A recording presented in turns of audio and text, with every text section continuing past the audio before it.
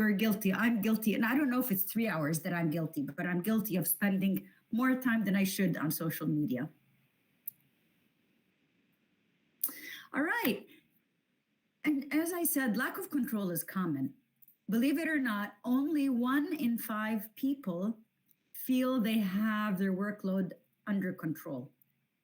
So that's why you say everyone you talk to is super, overwhelmed, super, needs time management skills, and because it is 4 in every 5 people are suffering from, not having control over their day. So you are one of those 4 people. You're one of those 5 people.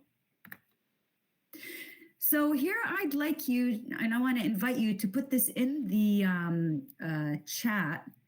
What tactics have you used successfully? What has worked for you? What is working or has worked for time management? If you could type it in the chat box so we see what we have here.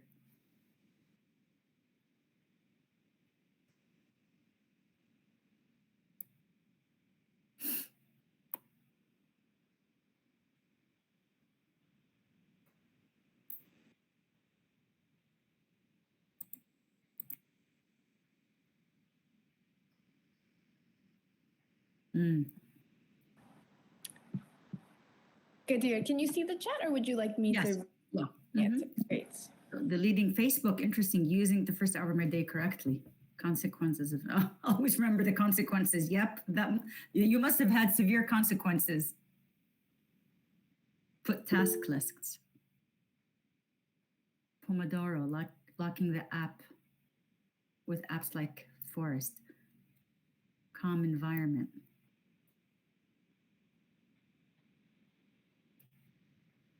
Setting earlier deadlines. Yep. You're all on the right track. Working with a friend. Using Google Calendar.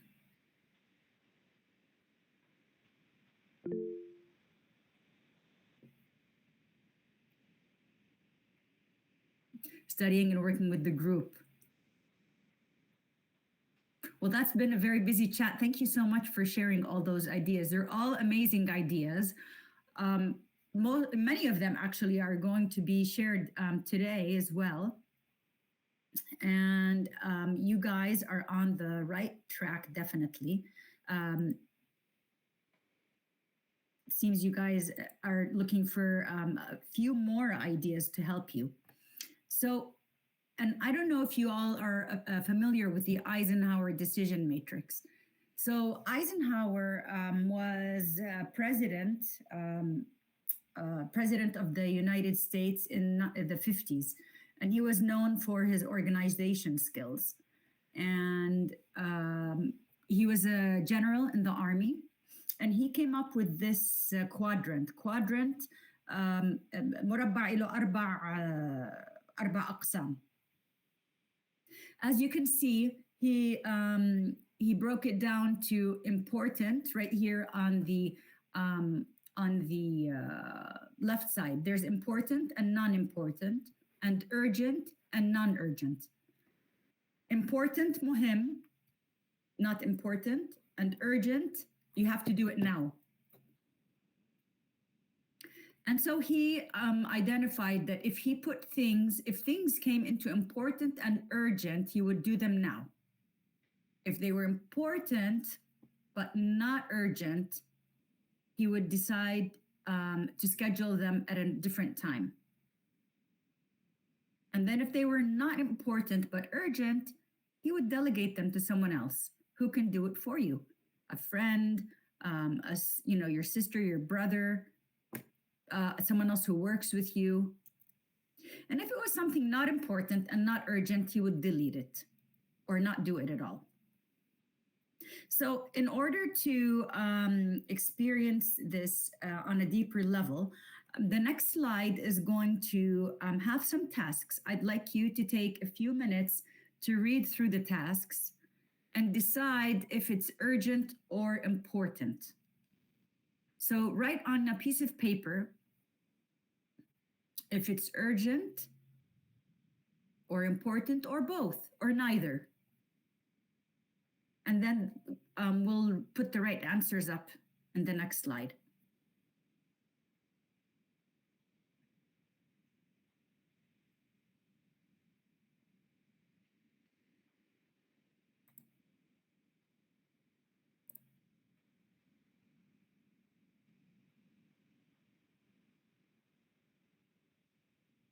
Again, if you have any questions, please post them.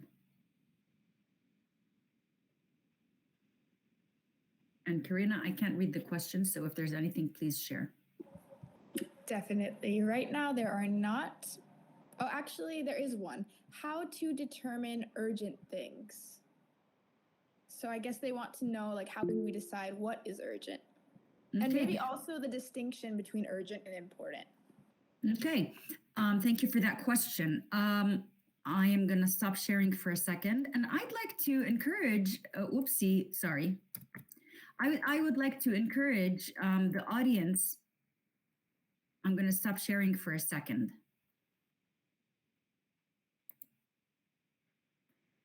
Okay. I'd like to encourage the audience here to unmute yourself. And what do you think is the difference between urgent and important? Because it's a very good question.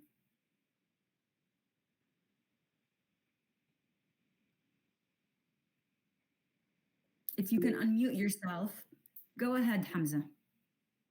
Okay, hello first. I Hamza, think that sorry. Hamza, yeah.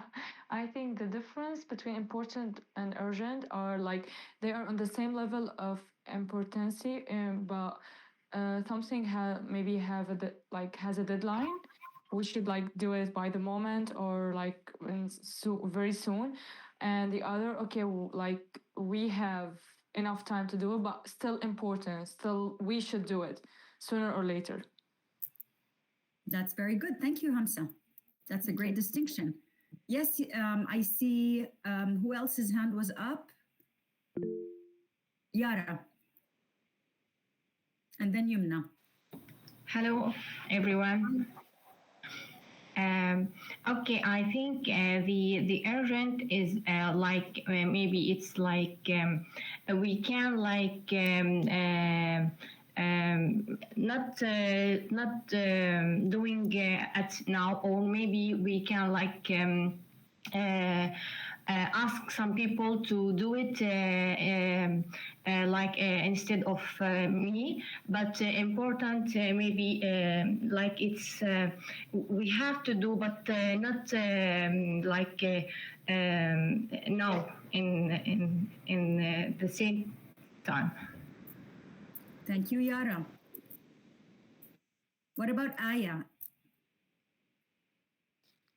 Hello, everybody. To me, I think delaying something urgent is going to make me face bigger consequences or more harmful consequences. But delaying something important might not cause the same consequences as delaying something that is urgent. Thank you. That's a good distinction. Yumna.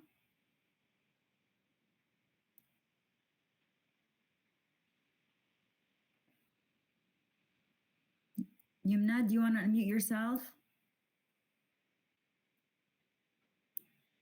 All right, how about Kenan? Hi all. Like for the urgent stuff, it's just like how Aya described it.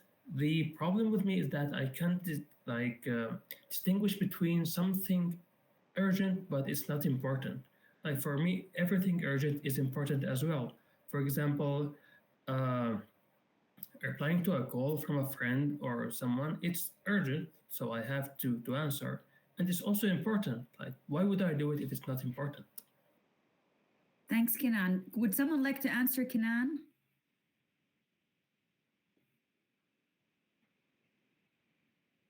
Would someone like to answer, Kenan? He says when he has a call from a friend, it's important to answer. Unmute yourself. Don't. It's okay. Just unmute yourself and answer. Okay, so hey everyone.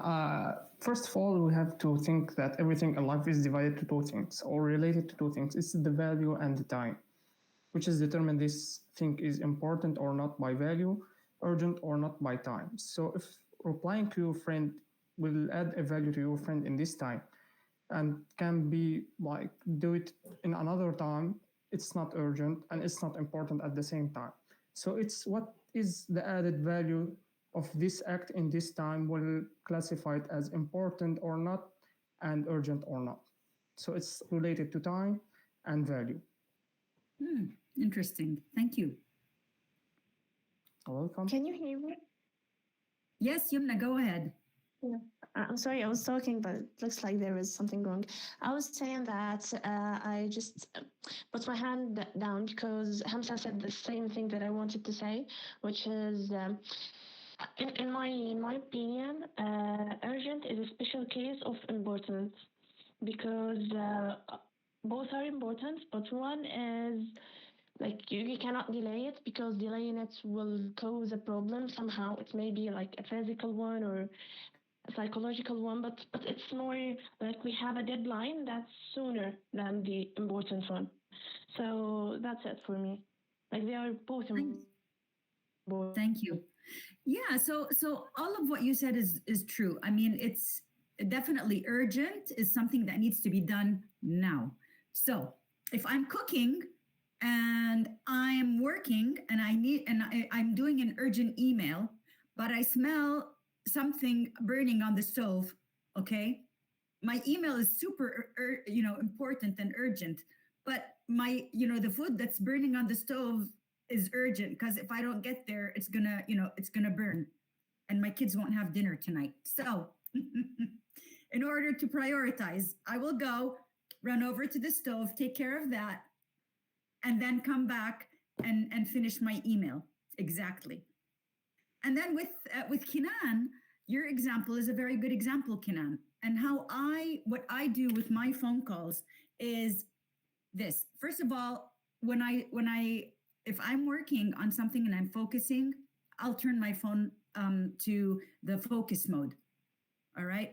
And the people who, I need to be able to get through to me, like my daughter or my son or my mom, for me, those are my key people. I love friends, and I have a lot, but they're not the urgent people. Okay. Your immediate family is your urgent family. And I live, and I know you might be living in another country where your friends are your family. So that makes them urgent. Okay, that's fine. I live alone without my family. I live in Columbus, Ohio, away from everyone except for my daughter who lives here. So, yeah, so I understand that friends can be like family. However, you need to know your friends, Kinan. Some friends will call for anything, okay, or some friends who will only call during working hours that are very important, or and if you feel you really need to answer that call, you can, if you feel, because also that, for example, today my friend is going to be in the bank applying for a loan. If that friend calls, then I know that he needs something from me for that bank loan. So also it's situational. If your friend or your family is, has something going on, that's something you might need to answer. Other than that, they can wait for an hour until you finish what you're doing. And we're going to come to that when you can give yourself breaks to answer your calls. Because again, think of it this way, even if they call you and it's urgent, people get upset with me because I turn my phone off when I'm sleeping. I don't want to be upset. I don't want to be disturbed, honestly. And they're like, what if your kids have an accident? I'm like, you know what? I'm not going to be there. There's other people there. So I prefer to find out in the morning. So, and my mom lives in Jordan, and they're like, how do you do that? Wallahi, I'm a good daughter. Ana barra yani bi ummi, but I don't want to hear bad news at night. So I turn my phone off and I only leave on my do not disturb. And I've assigned my daughter and my sons that if they call me, that if, you have to ring twice for the call to come through, because in case they call me and I don't answer and I live alone, they get afraid that something happened to me. So other than that, that's how you want to sleep well, you want to control your life well, you manage your time. That was a long answer to your question, and I hope it kind of um, helped you. Yeah, sure. It helped me a lot. Thank you. Like, just I have to gather more information in order to be able to classify stuff, how important and urgent they are. Thank you. And Kinan, you need to set your boundaries. Okay, setting boundaries is very important. When people can reach you, how are you available to people? You should be able to set your own boundaries, because if you don't set boundaries, people are going to call you all the time for everything. And you really need to set your boundaries, because you need to prioritize your needs before anyone else's. You know, when you're on the plane and they say if the plane is going to crash, you get the oxygen mask, you need to take care of yourself before you put the mask on another person. You need to make sure that your needs are met, your deadlines are met, your ability to focus and complete your tasks are met before you can help anyone else. Because if your needs are not met, then you're going to be helping them, but always feeling in your heart, I have to finish, I have something to do, I have to get away. So you're not giving your friend the full attention they need. You're not giving yourself the focus that you need.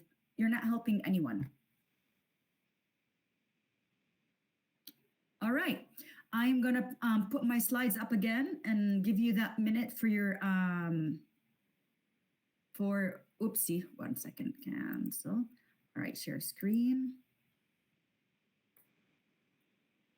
So I want to give you that minute just to answer this. I want to see who gets them right. Kadir, just 1 second. There was one other question about how to delegate if you are doing things on your own. Would you like to answer that now?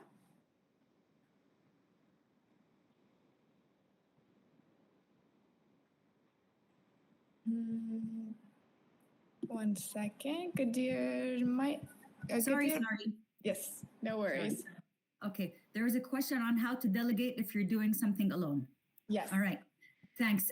Anyone want to answer that? How do you delegate if you're doing a task on your own?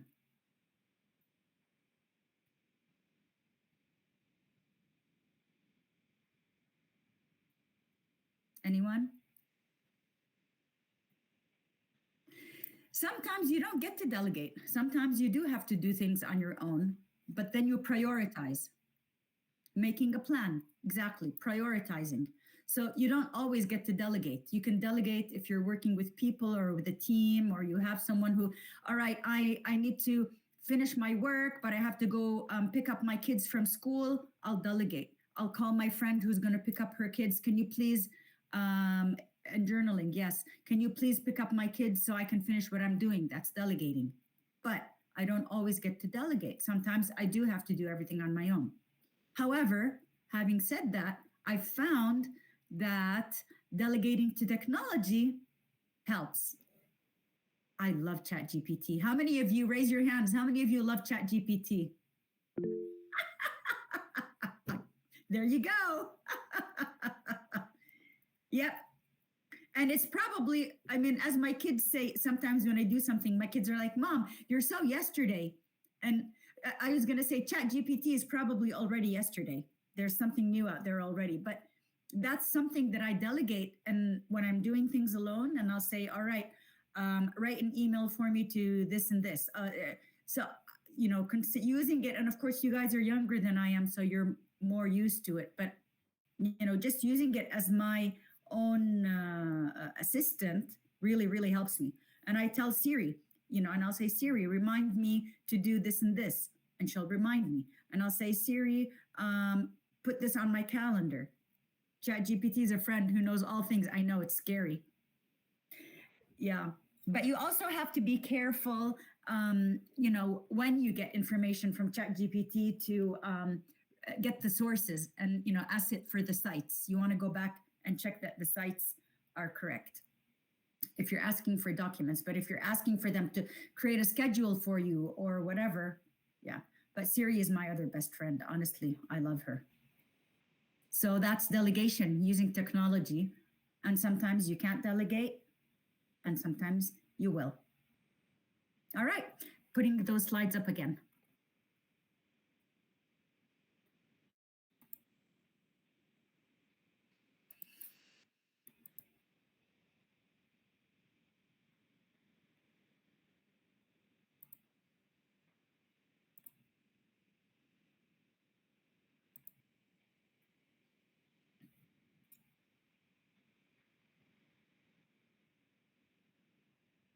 All right.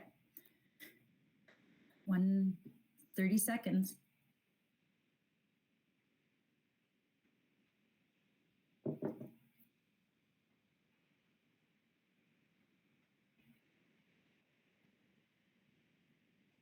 And here are the answers.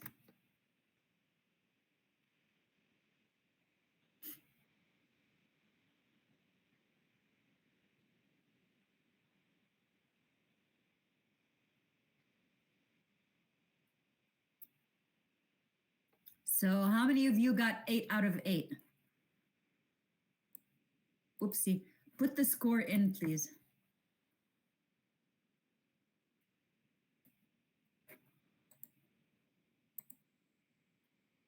If you can put it in the chat box what your score was.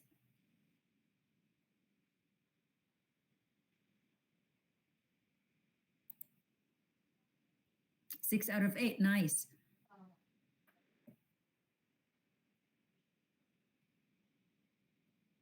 Eight out of 8, 5 out of 8.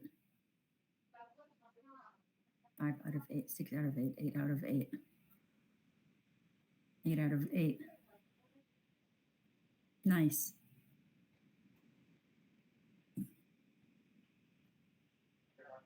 So those of you who didn't get them all right, do you have any questions about any certain ones that you'd like us to clarify for you? And, just put the number down, 1, 2, 3, 4, 5, 6, 7, 8. If you need any clarification on how to decide.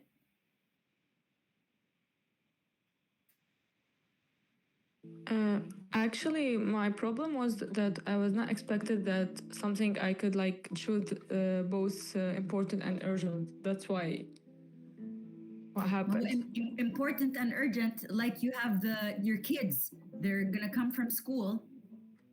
Yeah, so I chose only one because I don't know that. Okay. Yeah. Got it. All right. Anything else? Kinan, go ahead. Yeah, I got out of 8, but I'm not sure about the third one. Like, how is it urgent but not important? It's an unexpected meeting, but if it's unexpected one, then it's an important one, besides being urgent. Isn't that right, or I'm getting something wrong? What do you guys think? Who'd like to answer? I think it could be it's unexpected, so we don't know the content, but it's urgent to attend it, but we don't know if if it will be important or not. I love that, Hamza. Well done. Thank you. Any other questions? All right, moving to the next slide.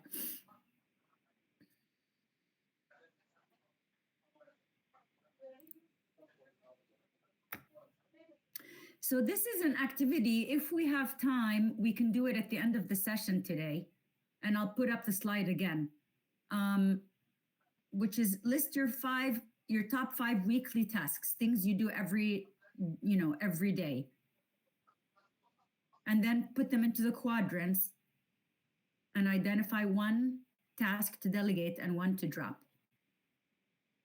And we can list 5 or 7 or 10 weekly tasks. If we have time in the end, we can do that, right? So, and I just wanted to, we said that this is a very natural thing where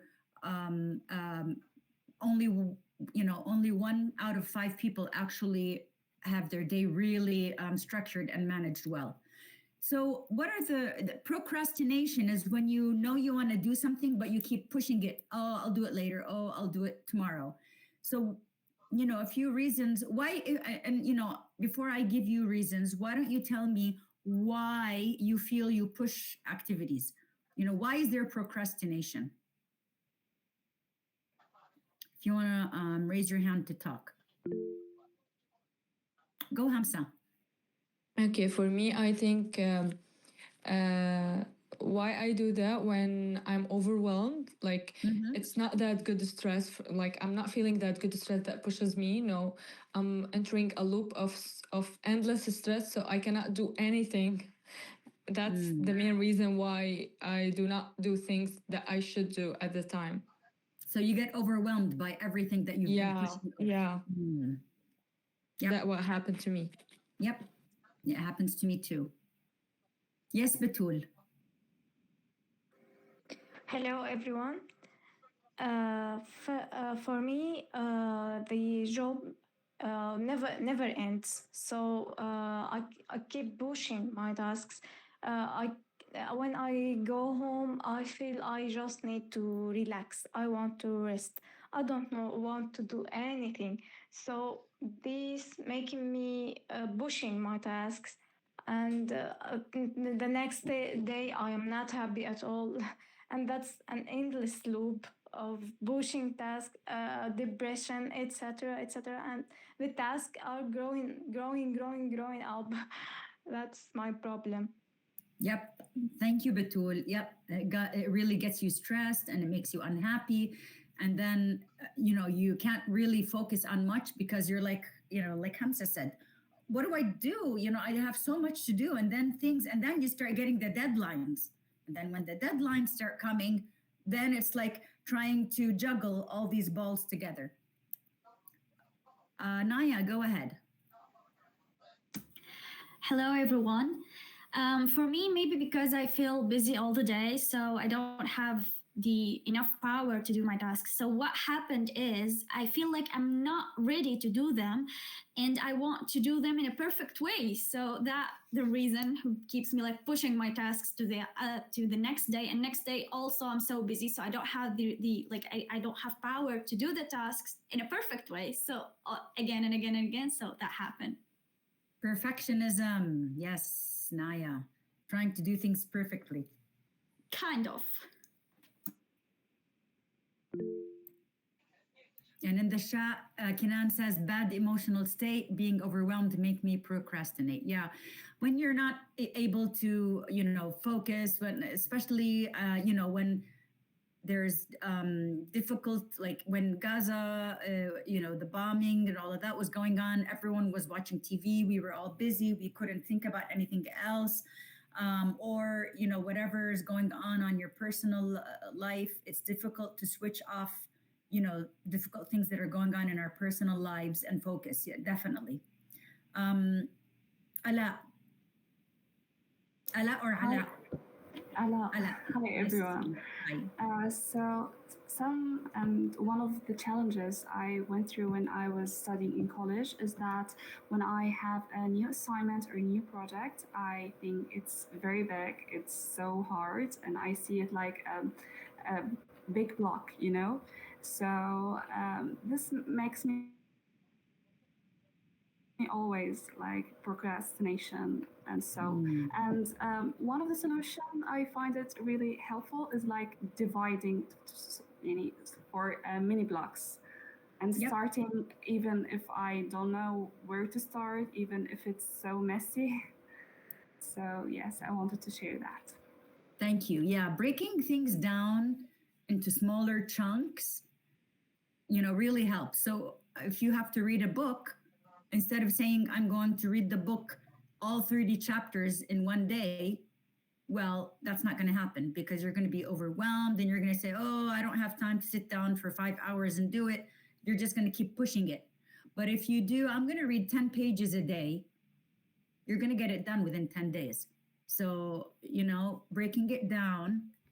Always think of this example. When you have this big thing, think of the book that you have to read. If you have to sit down for 5 or 6 hours, you're never going to get it done. Oh, doing the task in the last minute of the deadline makes me feel more exhausted and don't have the feeling to start it. Actually, that would turn me on fire. I wouldn't be able to sleep if it's close to the deadline and I haven't done it yet. Huria, you're lucky that you can sleep. You can go to sleep. You are lucky. and Hamza. You guys are lucky. Yeah, actually, all of these reasons are reasons for procrastination. When things are too, when I want to do it perfectly, when it's, I have too much to do, I just keep pushing things off. If I'm not in a good mood, or so let's help Kinan with his situation where he said sometimes he's not in a good mental state to get things going. What do you do when you're not in a good mental state and you you need to get things done? What do you do? Who has suggestions for Kinan? Play a sport, exercise. There you go. Take a break. Music.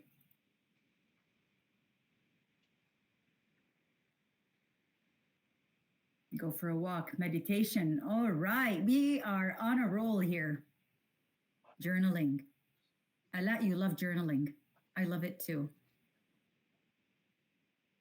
Walk in nature. Yes, definitely.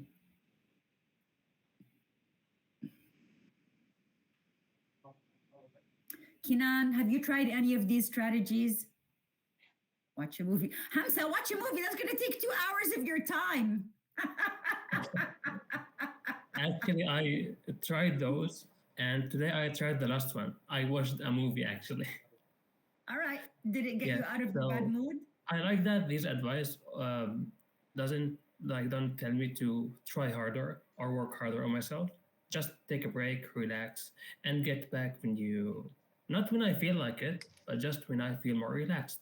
And yeah, that's amazing. So today I watched the movie and it really was a nice one. So I'm feeling better now. I'm glad. Yeah, I want to add something. I'm a really movie person, so I feel like, okay, those 2 hours, even though like sometimes I decide, oh, I don't want to spend to waste them, but when I'm stressed, I'm not in a good mood, I will waste them by default.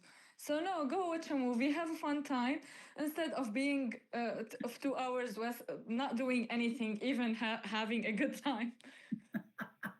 Whatever works for you, Hamza. Whatever works.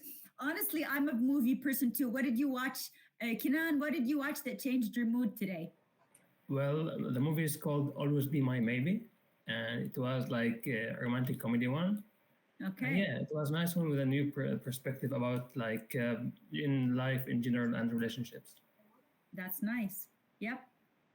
And I'm a big TV person, Hamza, too. I love watching movies and series and um, um, yeah. And I always, my kids were always like when they were younger, they'd be, Mama, every time we went to watch the movie with Mama coming back. So, what lesson did you learn from the movie? Who was your favorite character? Why did you like this character? And all the analysis. I was an English teacher at the time, so I had to do all the analysis, the literary analysis. Yeah, definitely. All of these tools help, and I love what Kinan said, that there is no judgment in anything.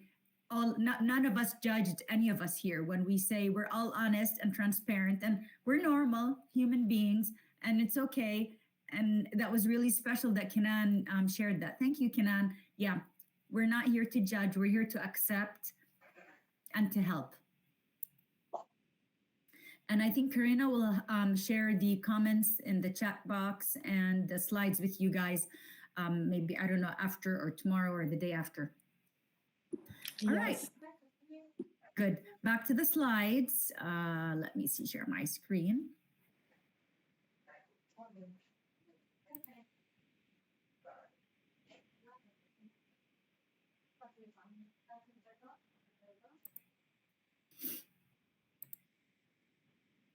So yeah, like I said, these are just so you know that procrastination is normal, okay? And there's a psychologist actually, they theorize that we waste time to avoid feelings of anxiety. Okay, we find ways to waste time so that we're not anxious or bored, or so like we said, some of them are because we're overwhelmed. Some of them are because of perfectionism. Oh, I can't do it perfectly now. And procrastination usually is a clash in the brain, the battle in the brain between I need the emotional brain, which is I need to do some, I need the feeling good now. Okay. So if I do this now, I'll feel good, but this is too big of a task. So it's not going to make me feel good now. I'll only do a little bit. But reality is the opposite is true. Science has proven that when we start doing something, that's when our brain starts feeling good. It's not that, so it's the opposite actually. So like watching a funny movie will allow us to, feel happy, but then, it's delayed the task of finishing the job that we need to do. But actually, if we start finishing the job that we need to do, it will let us feel the gratitude that we need to feel, if that makes any sense. So the Pomodoro technique, which I heard some of you already say that you guys do, and this is for focus. You all have examples of what you do when you're not able to work. So the Pomodoro technique is actually that you decide on the task that you need to do, you set the timer to 25 minutes, work on the task, take a 5-minute break, and that's when you check on your messages and your phone calls. And then after 4 cycles, you take a 15 to 30-minute break. So 4 cycles of 25 minutes is 100 minutes. So it's almost an hour and a half, hour and 40 minutes. So you're actually working about an hour and 40 minutes with this technique, which is a great way to, so you, while you're working, you're looking forward to that 5-minute break. You're tricking your brain. So hopefully when you're working in this technique, you're actually doing the Eisenhower quadrant, where you're doing your urgent things, urgent and important, okay? You're working on them in these chunks of time. So really, you're working an hour, 40 minutes, you're just tricking the brain, having the brain work so that it gets the 5-minute, that gratitude, that feeling good.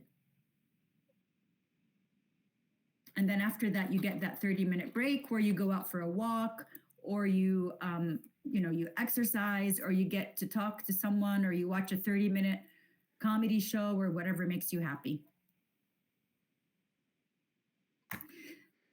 So some strategies for effective time management. You already all shared some of your strategies. So here are some other ones. Aligning tasks with natural energy highs. Everybody has different energy highs. Some people are morning persons, some people are evening persons, some people work better with music, some people work better in a quiet environment. So make sure that fix your environment to work with your natural energy highs. Some people need a bright room, some people need a dark room. Avoid multitasking.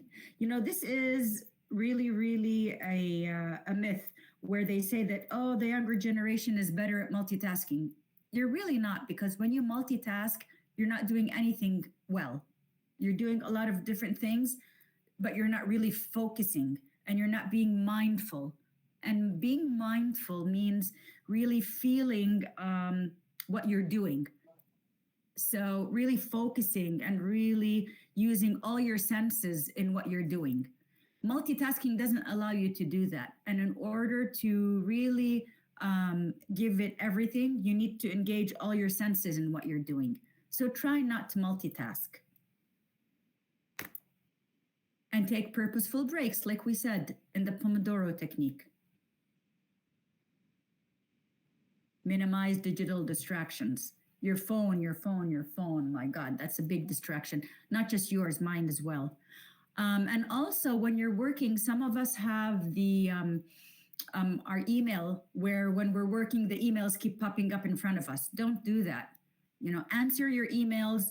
You work for those 20 minutes, and then when you have the 5 minutes, answer emails. Work for 20 minutes. When you have 5 minutes, answer emails. Emails don't need to be answered right this minute. Get organized. Having an organized space in front of you is very, very important. Also, organizing your work, organizing your calendar, organizing your desktop, your phone, everything, get it organized. Using technology efficiently, like we said. Okay, emails shouldn't be popping up every second. Your phone, if your phone settings are where your emails keep popping up and your watch is connected to your phone and all these things keep popping up, that in itself creates stress. So control all the stuff that you get at the same time. Schedule with a calendar. I found that if I don't use my calendar, things don't get done. So my son was talking to me the other day, and I said, you have to put your exercising on your calendar so that you block some time every day on your calendar and you see it there. And then when you don't do it, it keeps staying in the back of your head that I didn't do my exercise today. If you just say, oh, I'm going to exercise, yeah, it doesn't happen and it doesn't matter. But when you see it on your calendar, it makes a difference. And I want to go back to scheduling with your calendar. If you're going to go out and your break, so when you get that 1 hour break after working for 2 hours or 3 hours, if you go out to have coffee for an hour with someone, okay, make sure that you stick to that hour. Don't say, I'm having such a good time. It's okay if it's 2 hours. It's not okay. Okay. It's not okay. Stick to your schedule. Like the Pomodoro technique, block 60 to 90 minutes for focus. And set and meet early deadlines. Someone put that in the chat box in the beginning of the meeting, that they put their deadlines before. So say, for me, for this workshop, I put the deadline for this presentation 3 weeks ago. Khalas, I didn't get it out of my way and it was ready. Okay. It's early, I'm done, it's relaxed. Move on to the next thing. Turn off notifications and plan the next day before finishing work. That is a huge, huge thing. Always plan.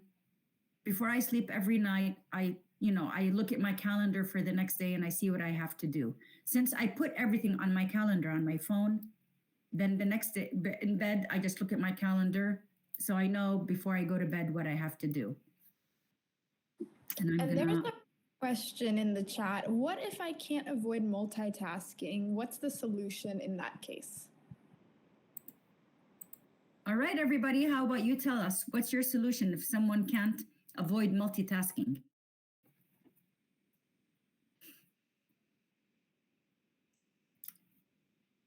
If someone cannot avoid multitasking, go Hamza. For me, like when you were talking about multitasking, I had something to add.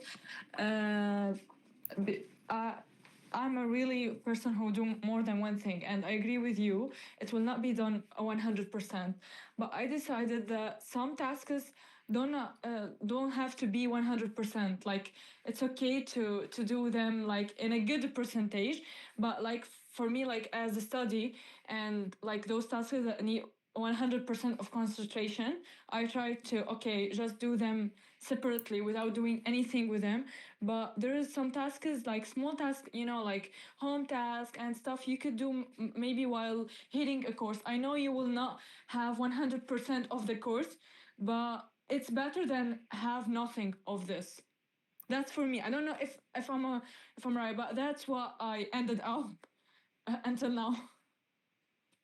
You know what? That works. And I think that means that you are wrapping grape leaves right now, Hamza. Yeah, I'm cooking a salad. See, I guessed. You're welcome to join me. Thank you. So okay, I hear what you're saying, that sometimes some tasks you cannot be multitasking and sometimes you will multitask. But I will say this, Hamza, yes, you are listening here, you are attending, but I will challenge you that at the end of this, if I give you a questionnaire of what went on today, you wouldn't be able to answer as well as someone who gave it its full attention. Now, having said that, you probably ended up with maybe 60%, 70%, and you're fine with that for this specific topic. That's fine for you. But what I'm saying is, yes, you have to be the judge of when you can multitask or not. If this is a topic that you're going to get grades on, that's going to impact your future, you're not going to be able to cook while you're listening to it. You really want to be all ears. You want to take your notes, and so definitely the type of task that you're multitasking makes a big difference. Yeah, just to make things to clarify, I'm really interested in the session and I'm totally 100% like with it. So I was joking. معلش. Don't worry, I'm I'm not sorry upset. for that confusion. No, I'm not upset. You know what? I talk to my friends sometimes when I'm cleaning or tidying up or whatever, and I'm talking to them and I'm answering them on the phone. But if you ask me 1 hour later, what did we talk about? I can tell you maybe one or two things, but I won't be able to tell you the whole thing. And that's just the nature of multitasking. You make Like the you decision. advise me to change this habit, to know like cancel this, change it. It's not a It's good up to you. way. You have to decide. So for me, talking to my friend, she's going to want to tell me about her husband and all the trouble that he's giving her and how bad she feels. So do I really need to pay 100% attention? No, I love her and I want to be there for her. But now, mind you, sometimes it does happen when I'm talking and, the topic isn't complaining or whatever, and she really needs my attention. I will sit down and I will give her my attention. So that, you really need to decide, Hamza, what the activity is. But if you want to give it your full attention, don't multitask because you can't. No human being can multitask and get, it's not, you're not, you can, how many of you can actually drive and text? You might say I can, but it leads to accidents. And you don't really know where you're going. It's because it's on a path that you already know. What happens if you're going in a new road, new direction, new location, and you cannot be talking to someone and find that location? Or the worst thing is if you're parking in a parking lot and you're talking to someone when you park the car and you get out and do your thing. When you come back, I challenge you if you can find your car because you didn't pay attention where you parked because you were talking on the phone. I don't know if that's happened to anyone. It's happened to me. Yeah. And that's just an example of how multitasking is. Yes, I parked the car and I didn't have an accident. And yes, I was talking to someone and they had my attention. Was I able to find my car? I wasn't. So that shows you that multitasking, I'm actually doing it, but I'm not really engaged and it hasn't really stuck in my head. I have a friend, when he texts, I can easily kidnap him. Yep. So that means he was not multitasking. He was really focusing on the texts. That's why they say, for safety purposes, if you are, if you're walking on the street at night, you should not be texting or talking on the phone. You should be aware of your surroundings because you want to make sure that you're in a safe space. That's what the police say. So that's another way to know that your brain is not really capable of multitasking. Now, Hamza, when I had little kids, I had to multitask. I had to be cooking and working with them on their homework and all of that. Honestly, when they were talking to me and I was cooking, I will say 99% of the time I would say, "Oh, mama, nothing stuck in my head, nothing." Yeah, And I feel the same thing with my mother because also she is working and she cooks and do. Yeah, I agree with you actually. I feel that, yeah, it will not be worked 100%. But I don't know, it's sometimes like you have many things to do. What I should, even if I'm an extrovert, so I have multi friends to talk with, beside my study, beside everything. So what I should do, how I could manage all these things. I had to multitask at that time, but that is a regret that I have forever, that I was not fully there mindfully for my kids. So one of the skills that Stephen Covey in his book, Seven Habits of Highly Effective People, he has active listening. Now, active listening is not just listening with words coming in, it's actively listening, actively engaging, actively being focused, having eye contact with the person and focusing with that person. It's a big difference than just listening. But again, Hamza, sometimes we have to. And that's, our lives we're overwhelmed with so many things these days. It's just a matter of you have to decide, yes, you're an extrovert. Do you have to see your 10 friends every week or 100 friends or whatever? You have to decide what you do. Are you having quality time with all your friends? Or is it just high and by very surface relationships? Yeah, I'm trying like to in an early age to change many things related to that, like to build up my, let's say, my mindset towards everything you have said, because I know I have a problem in this We're all like situation. you. We're all like you. Anyone else want to share anything here? Any thoughts about the yes, Naya, go ahead.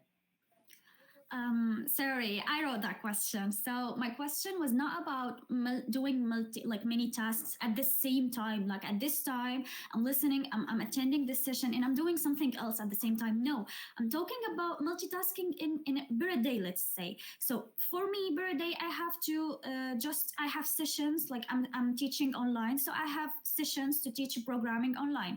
And I have another session to teach mathematics online. And I have another session to learning English. And I have another session to attend maybe PST program. So I have many things to do per day, many different things. So how to be organized, how to be like focusing on them and not just feeling, oh, okay, I have this session. I need to go to another topic, another thing about an hour. So that makes me feel so tired at the end of the day.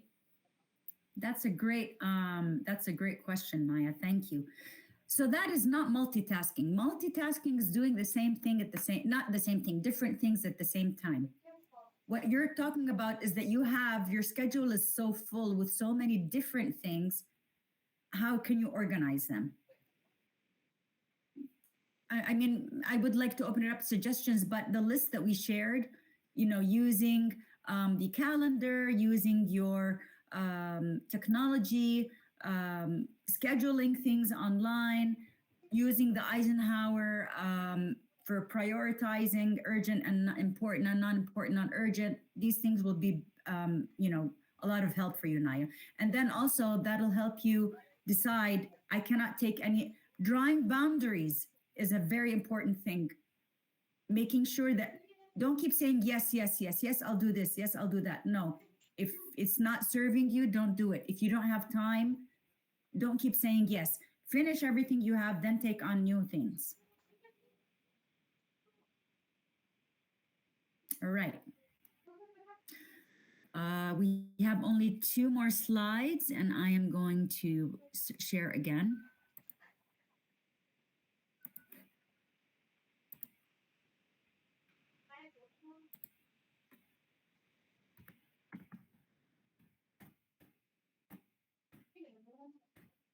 So again, getting organized, and we said that. Breaking large tasks into small manageable steps, like you guys said.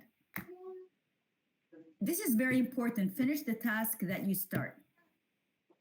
And you know how many times you start tasks and you don't finish them. And it doesn't mean that if it's a big task that you finish it all at once. But for example, for me today, I started making my bed and then I got a call. So I went to answer the call, and until now, I haven't gone back to making my bed. Now that's going to take me time to get in the mood to make my bed. So try and finish the tasks that you start. Using folders on your phone, on your laptop, and keeping a parking lot list for ideas. This is a great idea. I always have a notepad next to me, Post-its for things that I want to do and I haven't the time, or they're not urgent, but I want to do them. So I'll put them on a post-it and on the wall behind me, not in front of me. In front of me, I'll keep seeing them and I'll think they're urgent. But if I put them on the wall behind me or in a notebook, then they're there, but I don't have to get to them now. Unsubscribe from unnecessary emails. I have, and I'm sure you have, so many emails that you don't need. Just click unsubscribe. It takes too much time to clean that folder every day from junk email.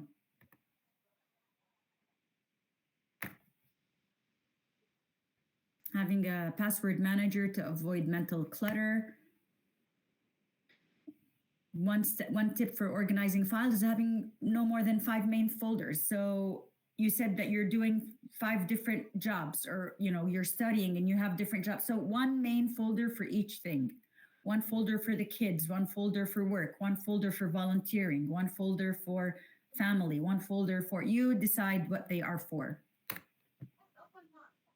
Automating recurrent tasks. Sometimes you can do have the tasks go auto pay, all right, or orders, or and I don't know if you have that there, but things that you order every month, they can keep coming every month.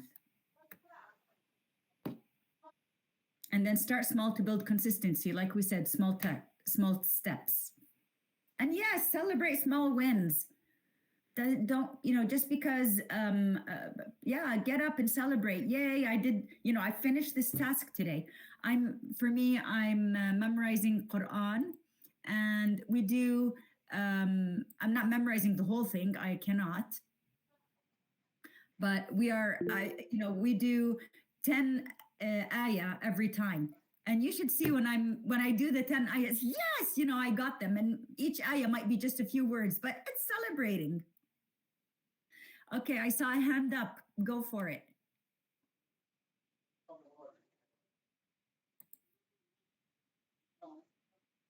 Yes, Muhammad, the wall behind me is full of tasks. It is. But the wall behind me, I must tell you, is not just tasks. The wall behind me is also, I wanted to celebrate my wins. So on the wall behind me, I put the stuff that I achieved. And I have the 5 folders: the personal, the volunteering, the family, the physical. So each one, and those are my wins for this year, things that I achieved. They're small, but they make me happy. Yeah.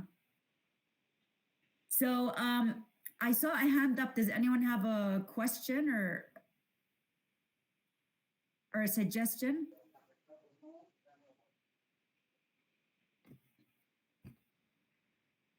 All right. I'm going to move forward.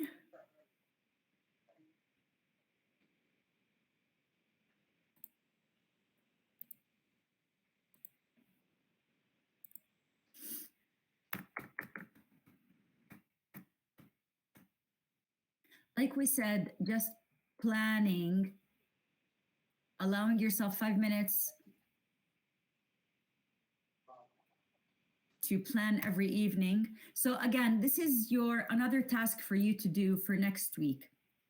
So after the weekend, have a journal. Some of you said that you'd like to journal. Have a journal next to you and just write down what you're doing. So I am working, okay? I'm working. I am, if you can even be more specific, just for 1 week, and write, I worked from 8 to 9. And then I answered my phone for hopefully only 5 minutes. But yeah, I answered and I talked on the phone and I texted and all of that for 1 hour. And all of that. I was at work and I went into the break room and I talked to my colleagues for 1 hour. So just every day do that. And then start highlighting what your top time wasters are. And then use one of the strategies that I've shared today. And then in 1 week, see how you've done. So this is a way. So in order for behavior change, you need to do the behavior for at least 21 days. So say I'm going to start minimizing my texting during my workday.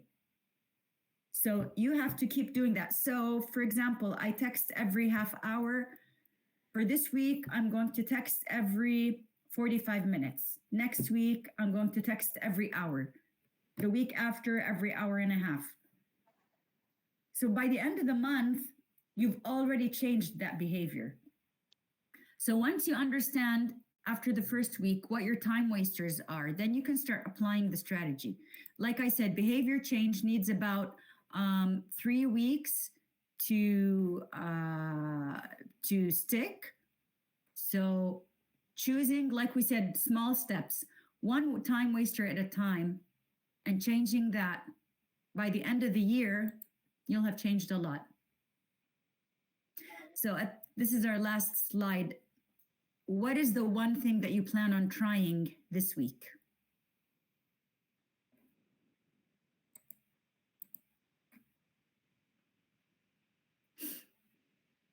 What is one thing you plan on trying this week? Go, Hamza. I think I'm gonna try to like write down in the end of each day what I did and what I have not, or what I didn't do. Because what happened to me, that maybe I do many things and I don't know what what I have done, sorry. So at the end of the day, oh, I have not done anything. I will say that, or at the end of, I wanna like to measure things. Yeah, I wanna try to measure my stuff. That's a great thing. Writing down what you did every day so that you can understand what you really did. Okay, that's great. And that's the same as having money in your wallet. You think, oh, what did I spend the money on? I didn't spend on anything. And then you go, if you write things down, then you'll say, ooh, this really adds up. So, yeah. So in the chat, I see using a calendar blocking method. I see using less social media. So using less social media again, I don't know if you guys learned about SMART, how to create SMART when you're doing strategy, how to use the SMART method. Naya, you say you guys learned how to do that, right? Okay, good. So SMART is specific, measurable, achievable, realistic, and time bound. So when you say, some people said, so Hamza said every night she's going to write down her tasks. So is it SMART? It is, because it's achievable, it's realistic, it's time bound. Okay, so when I say I'm going to use less social media, that's not measurable, it's not specific. So when you say that, I need you to put that down as a goal, but you need to be specific about it. SMART. How much social media? When are you? So I'm going to use less social media. So I will, instead of saying I'm going to use less social media, I will only check social media twice a day. That's specific. Now you can get more specific and say I will only check my social media twice a day and only for 1 hour each time. Now that's even more specific. So set your goals for what and your targets, but use it the specific way. And I love that everyone has a takeaway. Using calendars, blocks, limiting social planning for the next day. Okay, great. Great.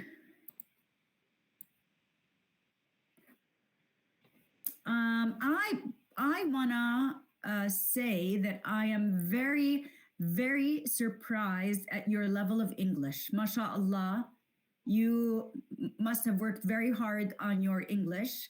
You guys, congratulations. You are very, very fluent speakers in English. I'm proud of you. And I know that you didn't learn it in Syria as young kids, so I'm proud of you. Anything else you'd like to share before we end? We stuck to our time, so that's great. That's time management. We were able to stick to our time. And I'm giving you time to get up and take a break. Karina, let's see your cat. Oh, yes, my cat is here. Hello. Aww, adorable. Here to say hi. Yes, Hamza, go for it. Yeah, I think just I want to ask you from your personal experience, is there like any specific practical advice, like uh, like you want to give us start up by an early age or from like from now? You know what? I think the advice that I will give, oh, something that I keep telling my kids. All right, I tell them a few things. First of all, never stop learning. I always take courses and always read, always learn, always be curious. If you don't have a voice, no one will hear you. That's what I keep telling my kids. So if someone says, "Oh, this isn't your right," or "No," you keep fighting for what's yours. If you don't fight for what's yours, if you don't ask, if your boss doesn't give you a raise, he's not or she's not going to give you a raise unless you ask for it. Nothing in life comes just like that. So you have to have a voice to voice yourself. And just if continue learning. If you don't have a voice, no one will hear you. Something I learned later on in life um, is everybody has a story. Everybody has a story. Everybody has a challenge. And just because someone looks okay doesn't mean they are okay. So let's try and be kind and think that everyone is going through something. And I would leave you with that. I want to thank you personally because I really like the session. Thank you very much for everything you have like gave us. Thank you, Hamza. I really enjoyed my time. It's been such a great time and such an honor to be here with you. And I'm so proud of all of you for continuing to learn. It's your evening, it's your free time, but you chose to sign in. That's how you're different from other people. You're choosing to learn, choosing to sign in, and choosing to work on yourselves. Bravo. MashaAllah alaikum. Thank you so much, Kadir, for this amazing session and the words of wisdom. And I really encourage everyone to do the Eisenhower Matrix on your own time. I think it's really helpful and a good tool that you can take away from the session. So, yes, that among everything else, I'm sure will be really helpful for this cohort of learners. So Best of luck, everyone. And remember, another thing, there's always a solution for everything. Always a solution for everything. So never take no for an answer, okay? And don't be ashamed to ask. Thank you so much. And thank you everyone for joining. I'll be sending the information along. Oh, of course. Karina, can you share my LinkedIn contacts with them? Or do you want me to put it in? Yeah. If you want to put it in the chat now, you can, but I'll include it in the email when I send it. I mean, just put my name, Ghadir Zalatimo, and you'll get it. Perfect. Thank you. Thanks everyone. Thank you, everyone. Take care. Bye-bye. Bye-bye. Thank you.